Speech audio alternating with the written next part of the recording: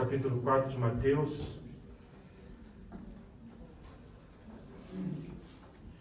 Capítulo 12 em diante.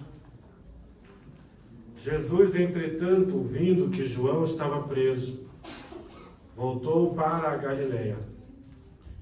E deixando Nazaré, foi habitar em Cafarnaum, situada à beira-mar, nos confins de Zebulon e Naftali. Assim cumprindo o que se fora dito pelo profeta Isaías: terra de Zebulon e terra de Naftali, caminho do mar, além do Jordão, Galiléia dos gentios. Curve a sua cabeça. Pai Santo que estás nos céus, eu te agradeço, Senhor, porque estamos juntos neste lugar, para que estudarmos a Tua palavra. Eu te peço, ó Pai querido, que Tu possa nos dar sabedoria nessa hora. Sabedoria que vem do alto. Senhor Deus, para que se cumpra a Tua palavra em nossas vidas. Quando diz que a salvação vem através da fé, a fé vem pelo ouvir e ouvir a palavra de Deus. Pai, eu clamo nessa hora que toda a opressão maligna seja agora repreendida em nome de Jesus. Que os ouvidos ouçam, que a mente possa receber o que o Espírito Santo tem preparado para nós. Pai, eu clamo para a autoridade espiritual sobre esse povo, Senhor, em nome de Jesus. Amém. Podeis sentar, irmãos. Amados, eu quero falar uma coisa para vocês que é muito importante nós estudarmos sempre a palavra de Deus no contexto em que ela foi escrita. O contexto é tudo. E quando nós estudamos Cristo, o Messias, a palavra Cristo, ela é a palavra grega, que no original, no hebraico, é a palavra Meshiach, que na nossa língua portuguesa é a palavra Messias, que significa ungido para reinar. Ele é ungido. Essa unção é para reinar. Amém? Então, quando nós estudamos, por isso que é muito triste ver um certo descaso. Pessoas, elas olham para capítulos bíblicos e dizem: esse capítulo não tem importância, não tem importância, não tem importância. Vocês vão ver que toda palavra é boa. Amém? É preciso, primeiramente, na língua que você está lendo, você dominar a língua, dominar as palavras, para que você possa entender aquilo que você está lendo. Amém? Mas, mesmo que você não domine a língua, por exemplo, eu estou estudando uma nova língua agora que eu não conheço bem. Portanto, é muito difícil para mim entender as coisas dessa língua. Mas não é impossível. Amém? Porque você pode se dedicar e você pode entender. Então, quando nós lemos aqui em Mateus capítulo 4,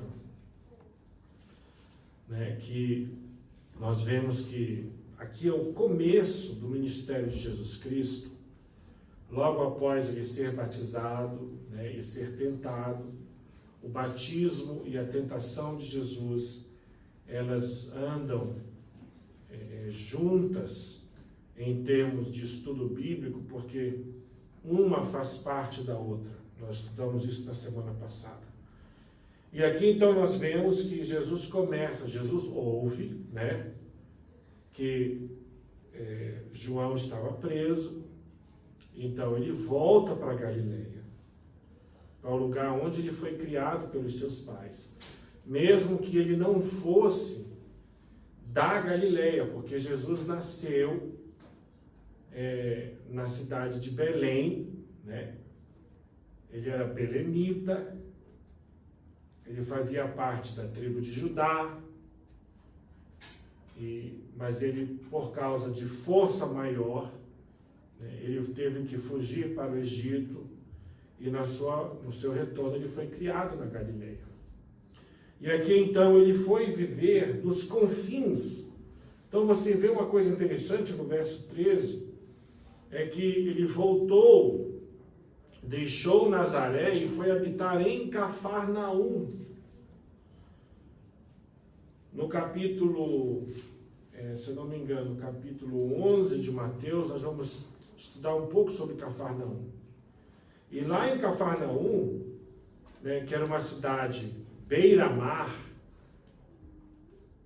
estava ali no mar, nos confins de Zebulon e Naftali, quer dizer, num lugar que não é um lugar perto. Vocês estão entendendo? É como se você morasse em Joanesburgo, mas fosse no fim de Joanesburgo, entendeu? É como se fosse da última rua da cidade de Joanesburgo. Aí você olha para o outro lado da rua, você só vê mato. Né? Então, essa é a realidade, é nos confins, num lugar que ninguém, não era de passagem, não era o centro comercial. Mas a razão disso era para que se cumprisse a profecia de Isaías no capítulo 9. Capítulo 9 de Isaías tem uma profecia sobre o Messias, Versículo 14 fala: assim cumprindo-se o que fora dito pelo profeta Isaías, terra de Zebulon e terra de Naftali, caminho do mar, além do Jordão, Galileia dos gentios. O povo que jazia nas trevas viu uma grande luz, e aos que estavam detidos na região e sombra da morte, a luz raiou. Daquele momento em diante, Jesus passou a pregar, a dizer: arrependei-vos, porque é chegado o reino dos céus. Aleluia. Então nós temos duas dinâmicas. Eu quero que você me acompanhe lá em Isaías, Isaías, capítulo 9.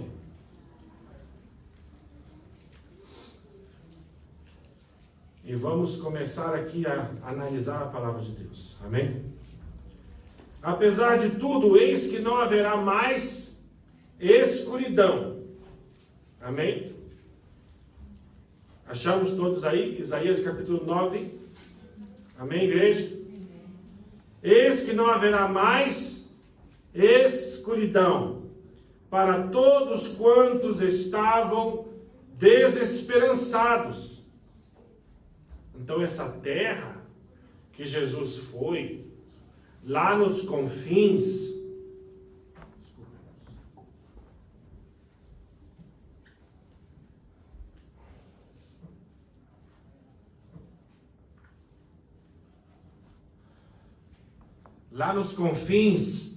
de Zebulon, nos confins de Naftali, era uma terra de desesperançados, uma terra de pessoas sem esperança, sem fé, sabe? Pessoas que não tinham nada para poder segurar nas suas vidas.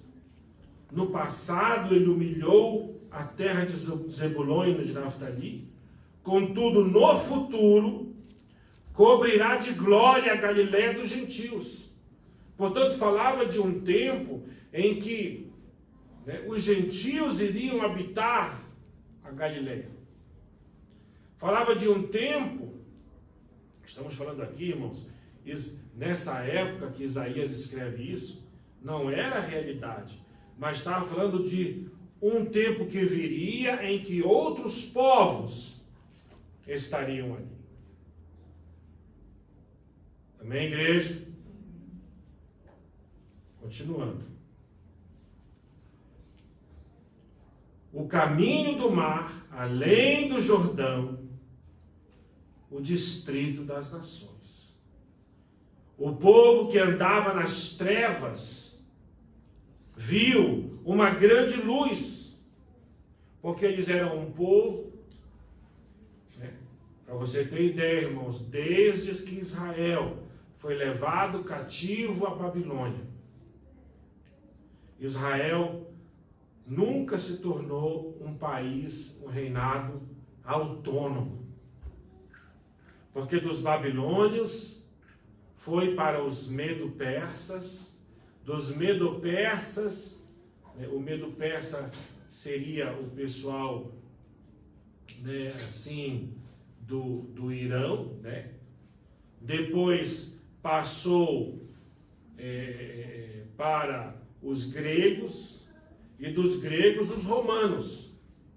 E no ano 70 depois de Cristo, Jerusalém foi destruída, e logo depois houve a diáspora, essa expersão dos judeus pela terra, né, que até hoje, mesmo com a volta de Israel, ali para o lugar onde estava, para a nação israelita, mesmo hoje Israel não tem autonomia completa sobre o seu país.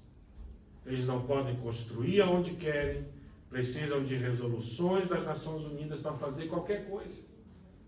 Portanto, você vê que, né, era um povo com a sua esperança ferida. Um povo que habitava na terra da sombra da morte, porque era um lugar perigoso. Você sabe muito bem, meus irmãos, que Confim, né, nunca é um lugar bom. As pessoas, quando querem viver em segurança, vivem no meio da cidade. A pessoa que vive fora da cidade, ela corre risco. Há pouca iluminação, há pouco movimento. Estão vendo aqui?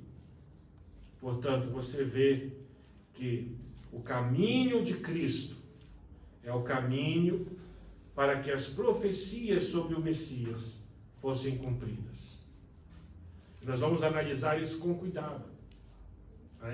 A profecia do capítulo 9 de Isaías foi cumprida lá em Mateus, capítulo 4.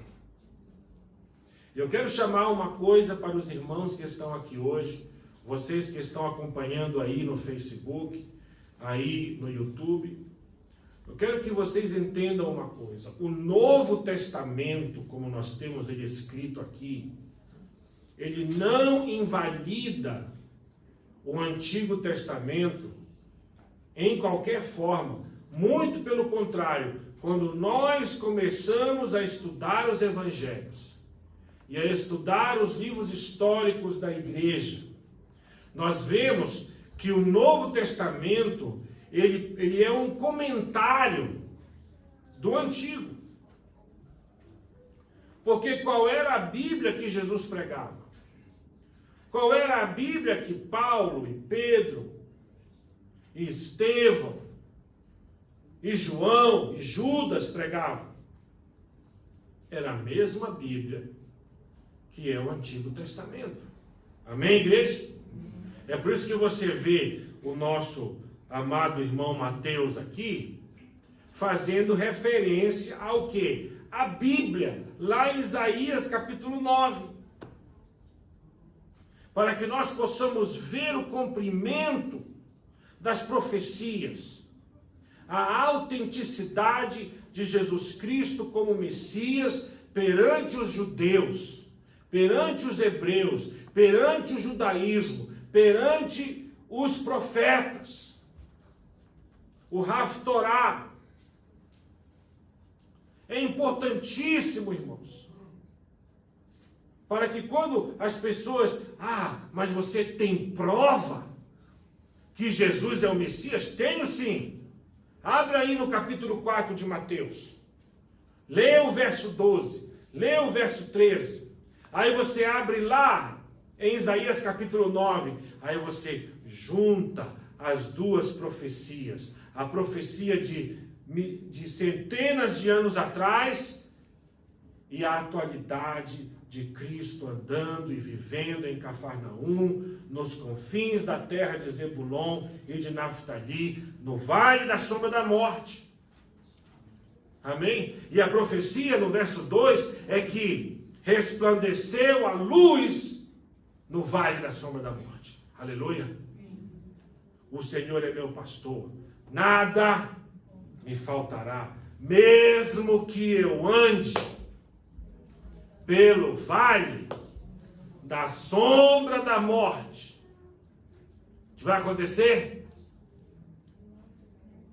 Não temerei mal algum. Por quê? Porque a luz resplandece no vale da sombra da morte. Amém, igreja?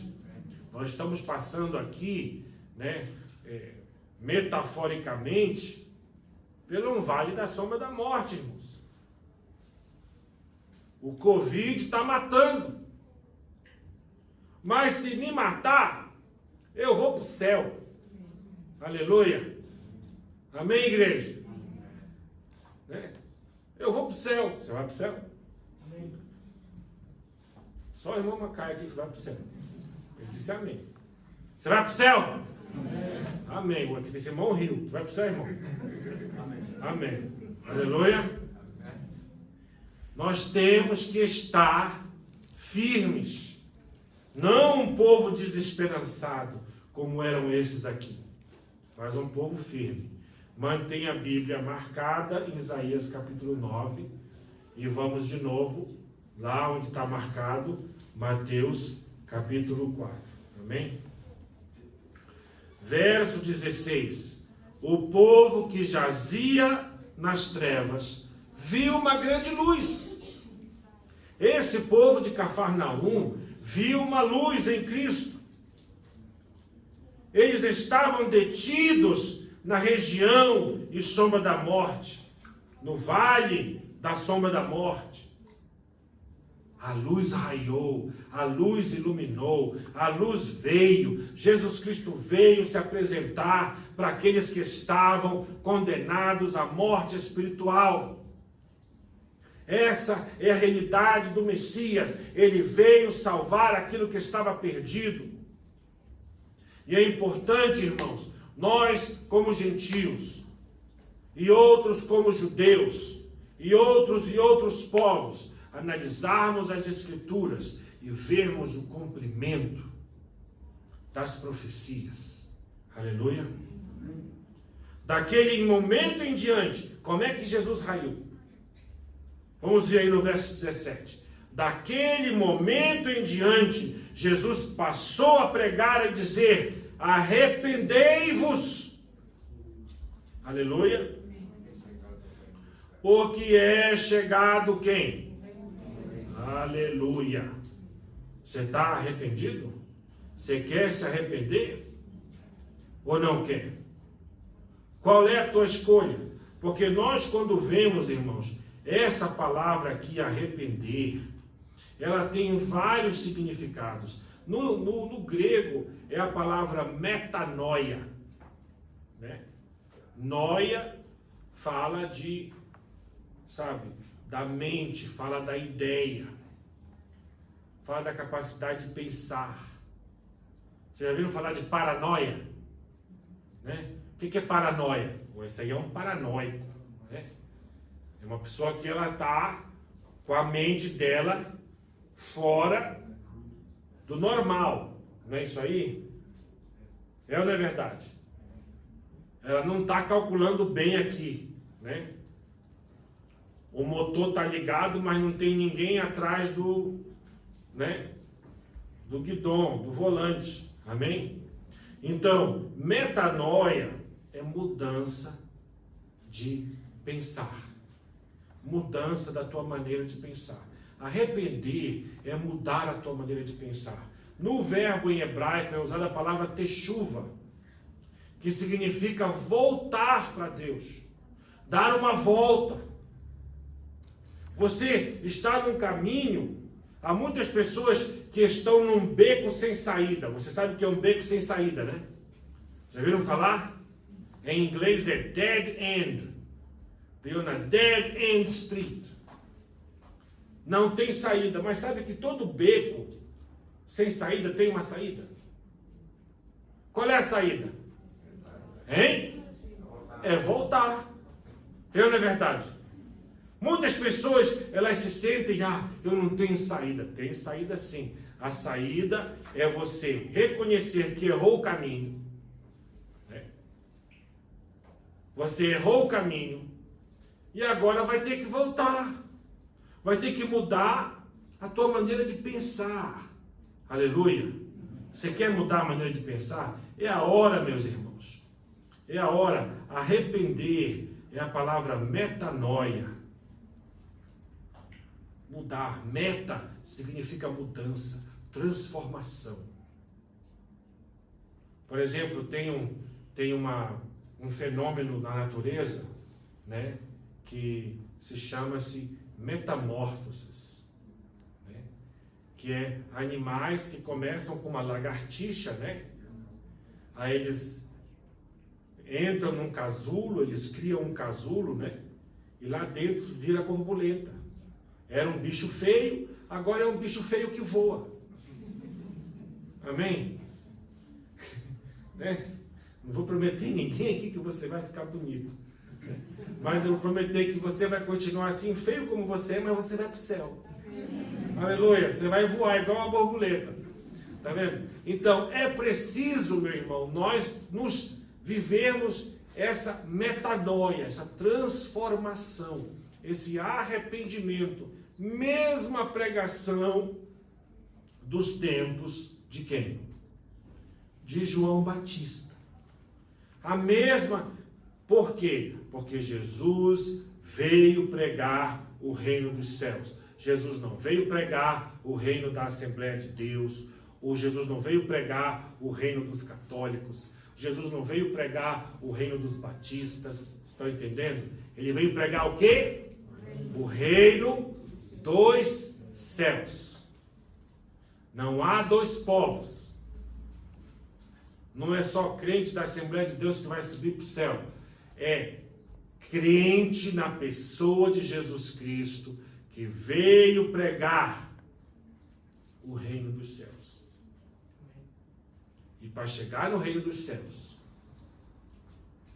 é preciso que você se arrependa. Que você mude a tua maneira de pensar. Estão ouvindo, igreja? Eu já vi muitas pessoas fazer uma análise de Deus ou de Cristo errada. Jesus é tão grande, tão amoroso, Ele vai te aceitar. Não é, Ele não vai te aceitar. Jesus Cristo, Ele é muito claro quando diz: vinde a mim, todos vós que estão cansados e sobrecarregados. Amém? Aprendei de mim. Então, tudo aquilo que você aprendeu de você mesmo, esquece, está errado. Você tem que aprender de quem? Não é do pastor Júnior, não é do pastor Eliel. Você tem que aprender da pessoa de Cristo. Por isso que eu faço você abrir a Bíblia.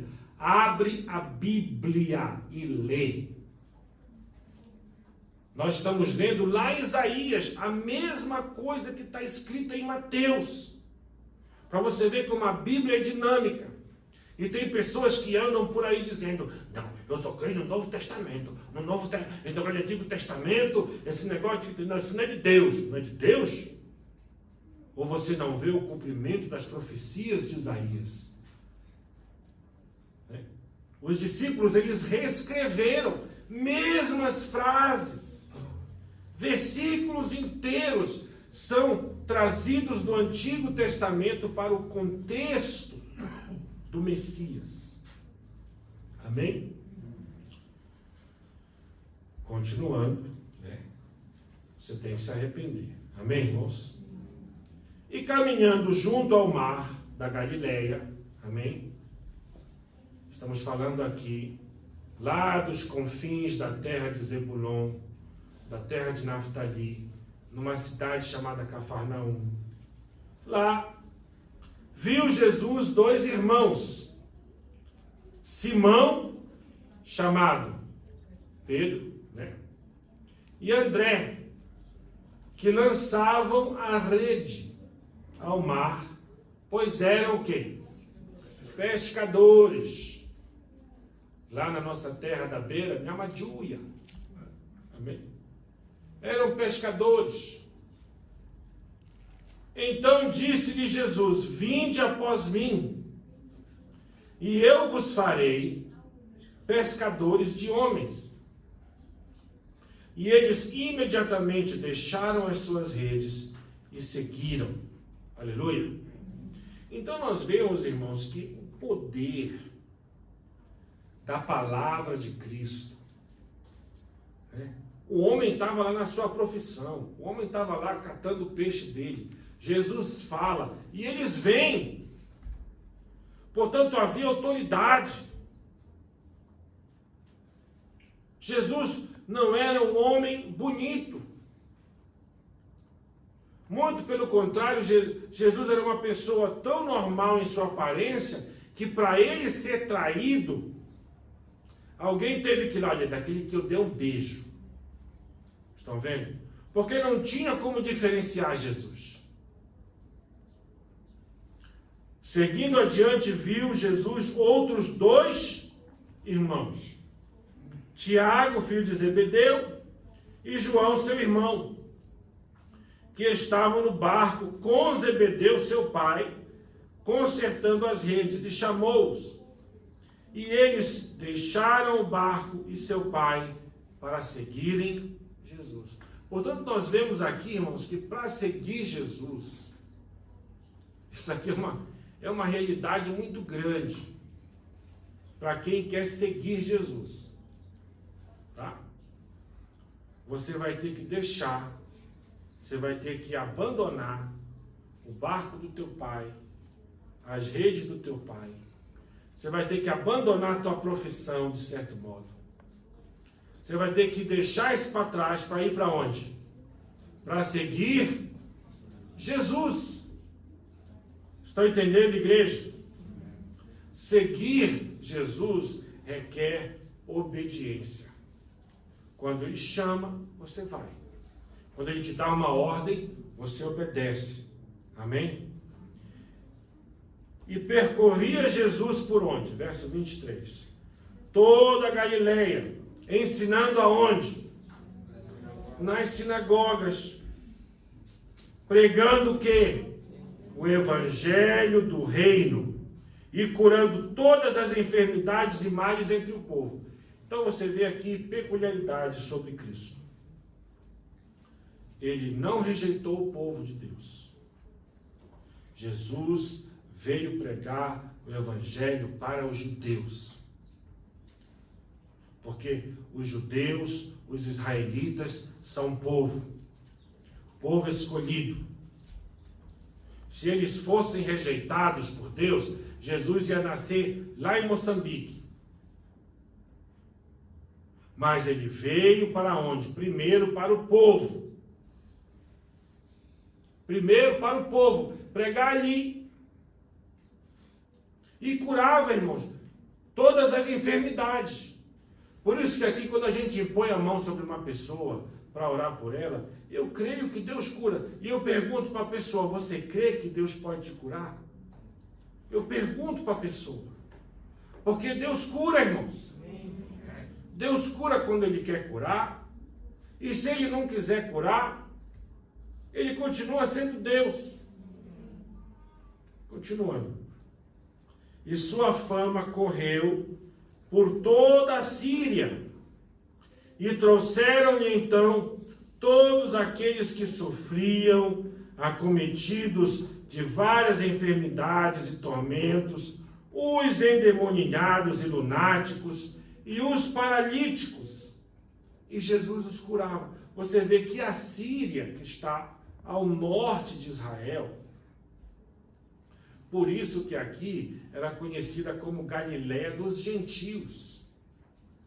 Ele foi para um lugar onde, mesmo da Síria, traziam pessoas para serem curados. Estão ouvindo, irmãos?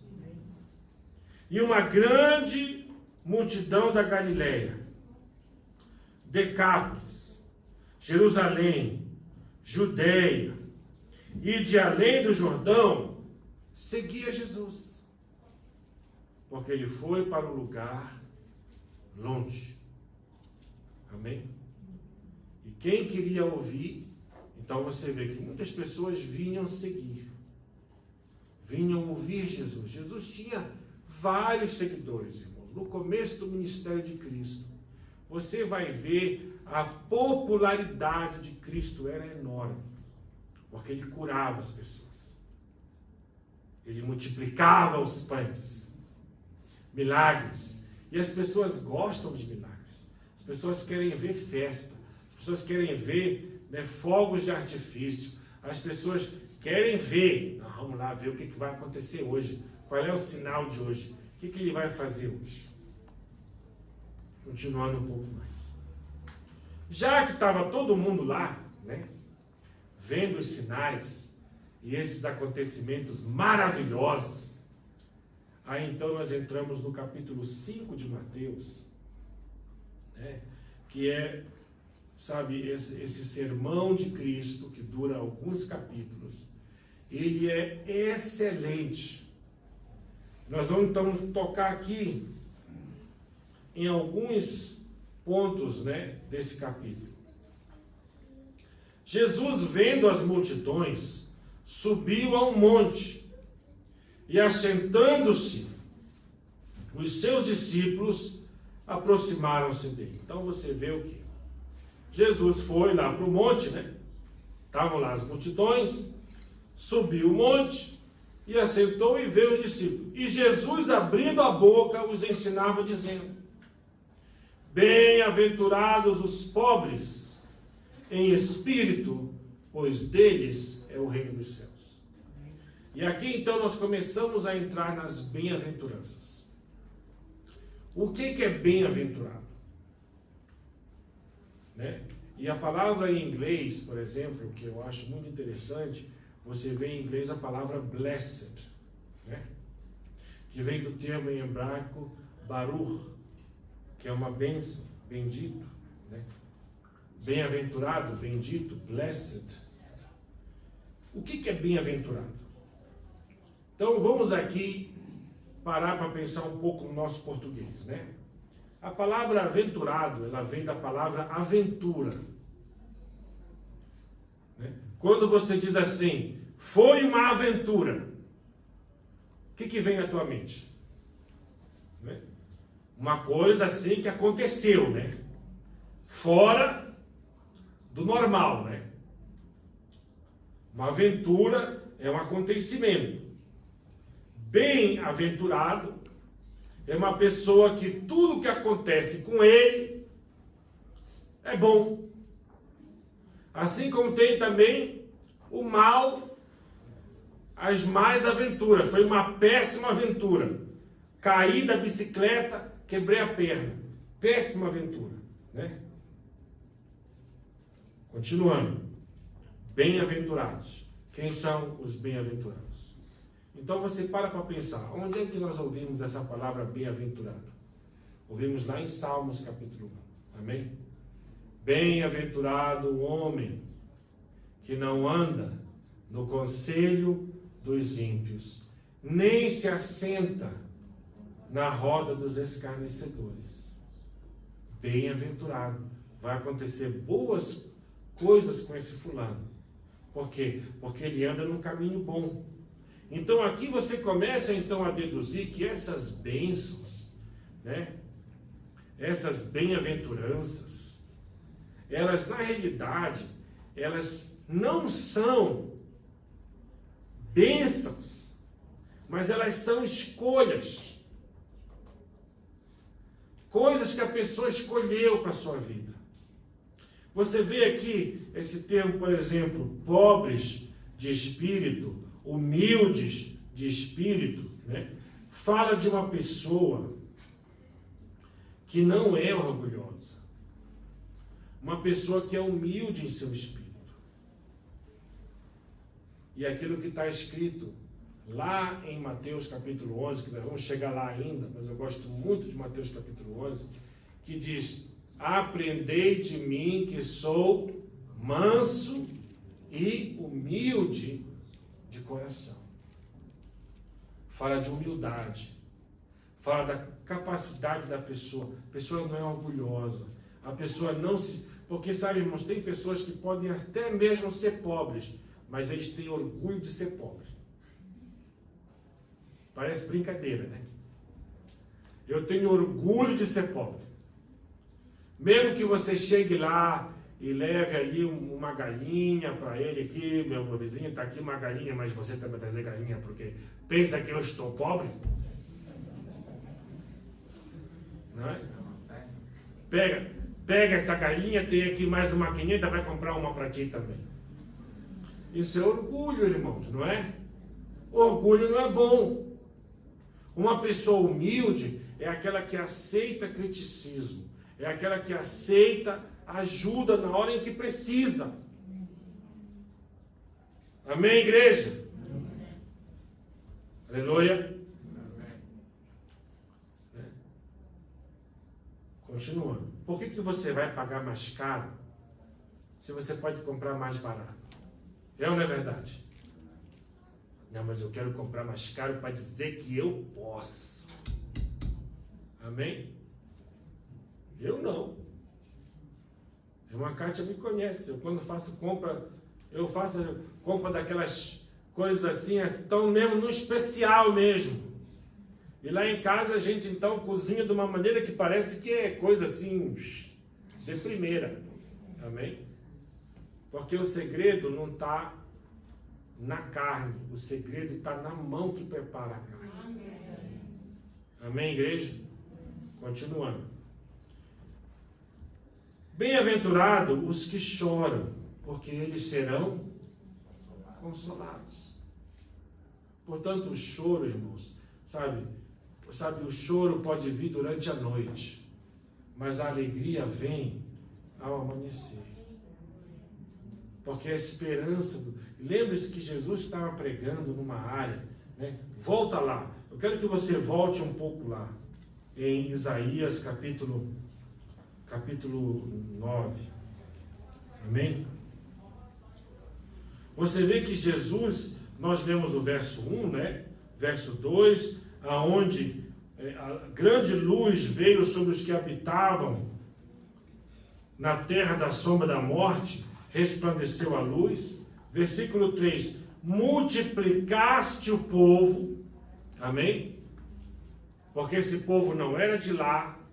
Nós lemos que esse povo veio de Jerusalém, de Decápolis, veio de outras cidades longe, muitos vieram da Síria, e vieram ouvir, multiplicaste o povo, deste-lhes grande alegria, porque era um povo que estava sem alegria, era um povo empobrecido por causa das taxas e impostos de um governo tirano, que era o governo de Roma.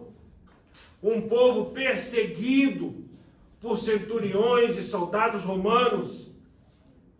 E eles alegraram-se na tua presença, como alegraram os ceifadores na ceifa, como se regozijam os que repartem os despojos da guerra. Porque o jugo que pesava sobre eles, a canga posta sobre os seus ombros, o bastão e a vara de castigo do seu opressor, aqui falando da tirania do governo de Roma.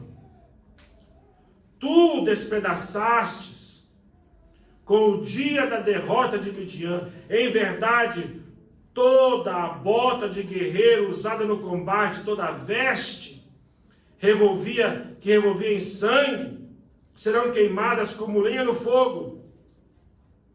Afinal, versículo 6, um menino nos nasceu, um filho nos foi concedido, o governo está sobre os seus ombros.